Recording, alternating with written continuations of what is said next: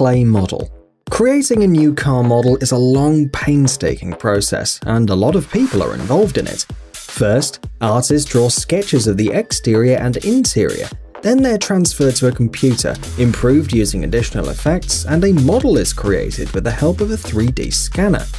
If there are no more changes, the most interesting part of the process begins: the manual creation of a clay model. Experts say that this process is similar to the creation of a sculpture.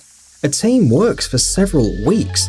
Their task is to create a real-size prototype which would help the designers understand how the finished car will look like. This method is used by almost all modern car manufacturers, such as Audi, Volvo, and Ferrari. The video shows the creation of a Porsche clay prototype. Interestingly, this stage in the production hasn't changed in 60 years. The volume of work is enormous, and during the process of prototyping, the shape of the car can change. Each company spends up to 90 tons of clay per year. Finally, the specialists finish their work. Then, factory workers create the most complicated parts of the car body. Also, some elements, such as glass, are produced with the help of machines. They are applied over the clay prototype. The body is then covered with a protective film and painted. All this just to show it in the design center. Experts assess the finished car from all sides and in different lighting conditions.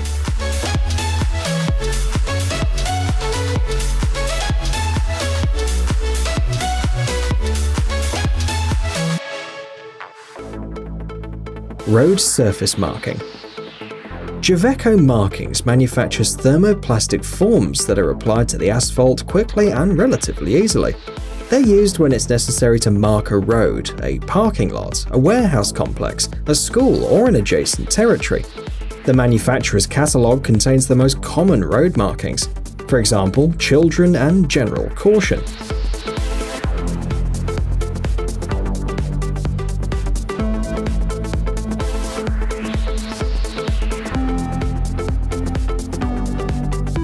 It's noteworthy that road markings are performed by people.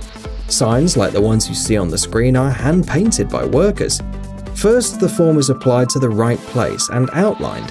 This is necessary in order to determine the work area. Next, the primer is applied to the delineated area in a thin layer to better fix the shape. The last step of marking is heating the form.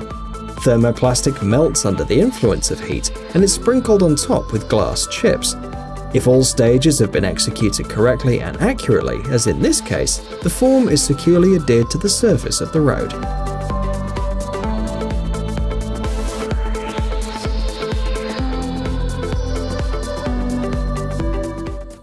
Stamped concrete.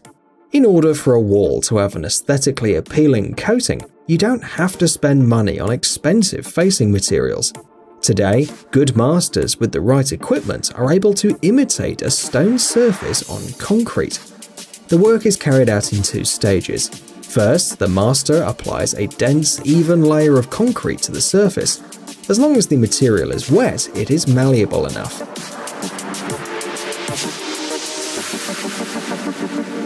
You can then give it almost any shape. You can see how the worker applies a special stamp to the wet concrete. Its inner surface is embossed, and the pattern imitates the natural pattern of the stone. If the master works carefully and is not in a hurry, it's almost impossible to distinguish such a wall from real stone. In order for the finished surface to look more plausible, the worker sprinkles the form with dry dye. It sticks to the wet surface and doesn't crumble when it dries out. It is noteworthy that the stamp can take almost any shape.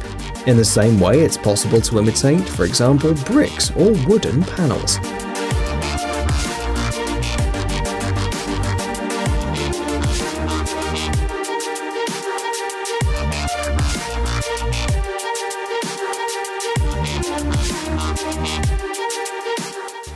Fluid acrylic painting.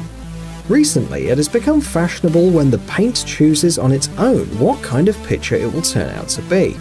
It may seem that the person does almost nothing, only pours the paint and spins the canvas. However, in fact, acrylic painting is much more complicated than it may seem at first glance. To get a really beautiful picture, you need to be able to combine colors, choosing the right proportions. You also need to know when to stop, which way to turn the canvas to make the paint spill in the most interesting way too. To create such paintings, special polymeric emulsion is used called fluid acrylics.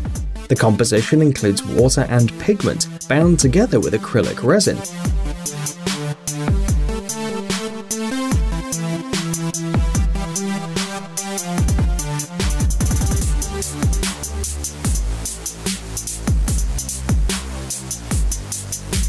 Depending on the density of the paint, it can imitate painting with watercolor or oil.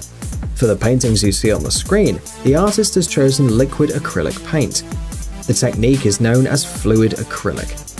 To create particularly beautiful drawings, masters use a variety of techniques. For example, they add soapy water to create beautiful lines, or use gas torches to make the surface bubble.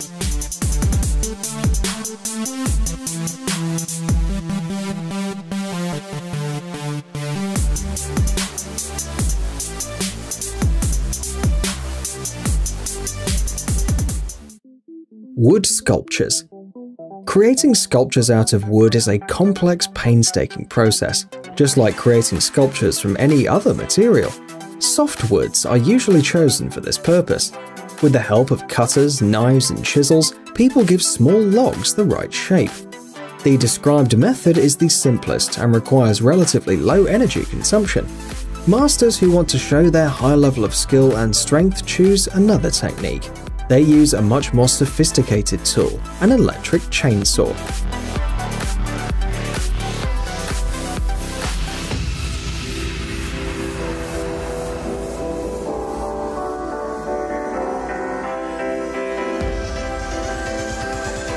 Just imagine how difficult it is to give wood elegant shapes using an electric tool, and yet real masters can cope with this task.